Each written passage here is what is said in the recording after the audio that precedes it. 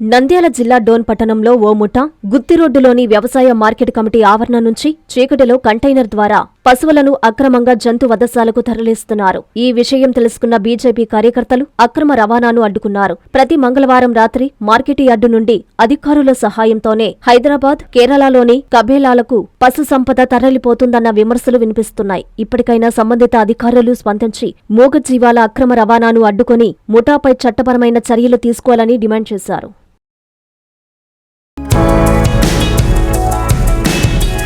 స్వాగతం సుస్వాగతం. ఆంధ్రప్రదేశ్ అభివృద్ధి ప్రదాత, విజనరీ లీడర్, పేదల పెన్నిధి, నమ్ముకున్న కార్యకర్తలకు కొండంత అండగా నిలుస్తూ పేదల సేవలో కార్యక్రమానికి ఉదయగిరి నియోజకవర్గం వింజమూరుకు విచ్చేయిచున్న శుభ సందర్భంగా ఆంధ్ర రాష్ట్ర ముఖ్యమంత్రి శ్రీ నారా చంద్రబాబు నాయుడు గారికి స్వాగతం సుస్వాగతం. ఇట్లు మేకపాటి చంద్రశేఖర్ రెడ్డి, మాజీ శాసనసభ్యులు మరియు మేకపాటి శాంతికుమారి, జిల్లా గ్రంథాలయ సంస్థ చైర్పర్సన్ మరియు టీడీపీ రాష్ట్ర organising secretary. Lord, please subscribe to N3 TV.